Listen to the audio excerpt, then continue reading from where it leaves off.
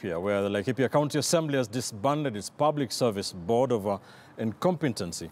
Raquel Muigai is following up on that story now. Joins us live from Nanyuki in the county of Laikipia. Raquel, good morning. What more can you tell us about this disbandment of the public service board? What are the issues? Good morning to you, Kitili, from here in Nanyuki, Laikipia County, where the Public Service Board has been disbanded by the County Assembly. This follows a petition by the Laikipia Governor, Nderitu Mureithi, over allegations that that particular board was not working as expected, incompetency and also misappropriation of funds to some point. According to some of the allegations that were brought forth, include that there was no streamline on how public service or the public workforce was working, given that you find that they did not know exactly who to report to within that particular board. We also do find that there was also funds that were allocated to some of the projects that appear to have not taken place or were non-existent in the first place. We also do find that some of the allegations that have also been put across, including that one particular person or the vice chair having held at least 3 positions and getting remunerations from this. And it took the intervention of the Salaries and Remuneration Commission to try and put this to an end. But right now I'm joined by the Governor, Nderitu Mureithi, to shed more light on exactly how this occurred and what exactly is the way forward at this particular point. Thank you so much for joining us, Governor. Just speak to us, what exactly are the issues that arose with that led to the disbandment of the Public Service Board? As you've rightly said, I took a petition to the County Assembly, as is required by law, seeking the disbandment of the board on the basis of incompetence, but also for breaking the law. And that's exactly what is allowed by the Constitution of Kenya and by the County Government Act. You will recall this was way back in February. So the Assembly debated the matter, put together a committee, actually a joint committee of the Public Accounts as well as Labour Committee. And this joint committee inquired into the matter. They looked at the documents we had presented. They invited us to appear before the committee, and they did the same with the board. And I'm very glad that the Assembly has agreed with us that the individuals who had been serving do not have competence in HR matters. And you see, we're not saying that they are not bad people. It is simply that nobody knows everything.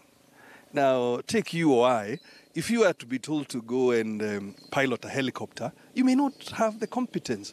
And it doesn't make you a bad person. It's simply that right now, you are not a helicopter pilot.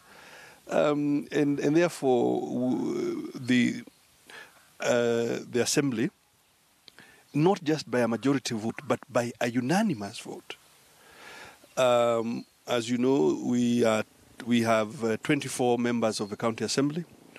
Yesterday, when the matter was under debate, 23 were in the House, and all 23 voted in the affirmative to disband it, because the evidence is clear. And it is so unfortunate because these individuals, I'm sure they are good at other jobs, but they are simply not, they have no idea what is HR.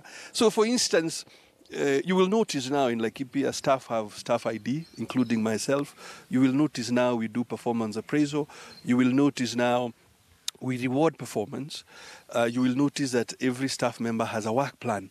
What are you supposed to do or expected to do in the next 6 months, in the next 12 months? All those things are alien to this board. All those things have happened since I have taken over as governor, and the members of the board were surprised when I would ask them for these things to happen, and they would tell us that it's not possible. Yet, the reason the law in structuring the County Government Act, the reason the law created a specialist organization called the Public Service Board is to ensure that you have the very best possible human capital management. But unfortunately, you know, that was not to be the case in the first board in Laikipia. The individuals did not have the competence required. And of course, the law anticipates. What do you do if they don't? And that is the process that we have followed. Of course, they have tried to generate sideshows. They had in fact tried to go to court to injunct the assembly, which I found quite poor judgment. I mean, the assembly, the law requires that you go to the assembly and the assembly listens to you. Why would you, so that the assembly gives you justice? Why would you shoot yourself in the foot? You go to court and you say you don't want to appear before the assembly, demonstrating really that these folks do not know what they're doing. So finally, it's a most important step in the reform of the public service in Laikipia, because the Public Service Board is expected to be the daily manager, acting on behalf of government to help government ensure we have a professional service, a service that is high performing, where you are developing careers of individuals. I tell you, the things we found here are beyond discussion. For instance, when we did the first staff appraisal in January this year, 25% of the staff did not know who their supervisors are. I mean, how do you run an organization like that? And this board, 6 people, 7, earning very serious salaries, full-time members, they had been in office for 5 years. 5 years. Yet, a quarter of the staff cannot tell you, this is my supervisor. They cannot, 50%, 60% could not tell you what is their job description. What are they supposed to be doing? So is it a wonder that the public service was underperforming? So I'm very pleased with the Assembly that we are moving together to reform and to create a high-performing public service. And also you say that the evidence was really clear and the 23 members unanimously agreed to disband this particular public service board. So what about those that are found culpable to have led to misappropriation of funds, given that at some point they actually allocated funds to projects that were non-existent in the first place? Well, my expectation is that the law will take its course. For instance, we had one member, she is an officer in the Ministry of Health.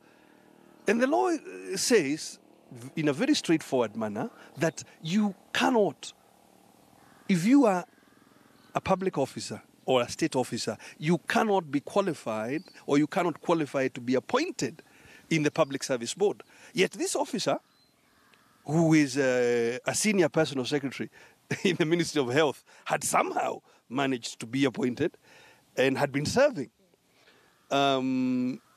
The documents show she apparently had been given a leave of absence.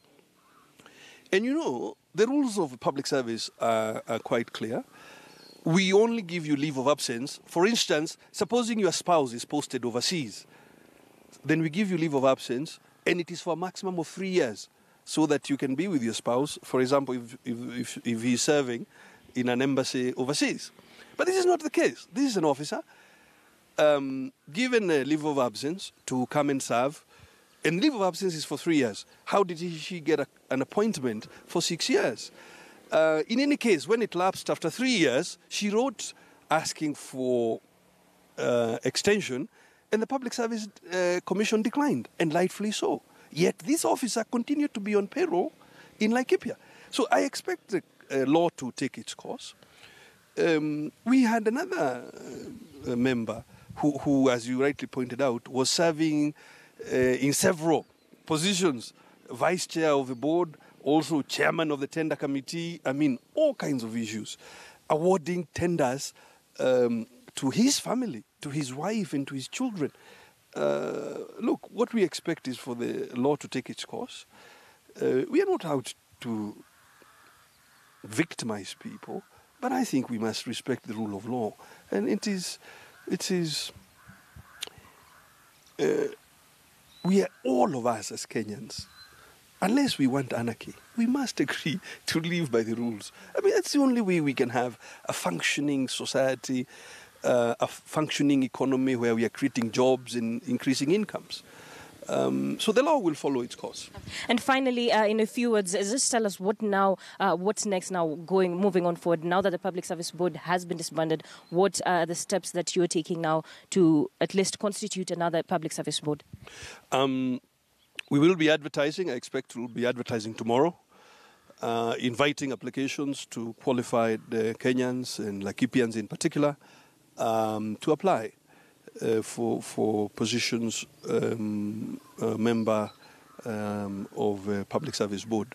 As you know, going back a month and a half ago, 2 members, the chair and the vice chair, had resigned. When they looked at the evidence, they had taken, and I thought that was wise of them. So we already had started a process of replacing those 2, and there had been a previous vacancy. So the recruitment of 3 positions was already ongoing, the chair and 2 other members. That's already ongoing. We expect to conclude. In fact, 1 member is before the County Assembly for vetting. We expect to conclude the other 2 shortly. And then these others, we expect to advertise tomorrow. And we hope that in the course of July, we can conclude with the recruitment of the board. And that will open the way for proper and professional management of human capital in Laikipia. Thank you so much, Bano Governor, shedding more light exactly on the county service, the Public Service Board, and how exactly things panned out. As the Governor Nderitu Muredi has stated, Kitili, is that there are a lot of issues arising from the Public Service Board that was there before that led to misappropriation of funds and incompetency. And so moving on, they will be advertising for new positions for this particular positions to just in a bid to try and improve and create efficiency in the public service. Kitili. Thank you, Raquel. Raquel Mugai speaking to the Laikipia Governor, Nderitu Muredi, there on the disbandment of the Public Service Board in that county. Now, let's take you to our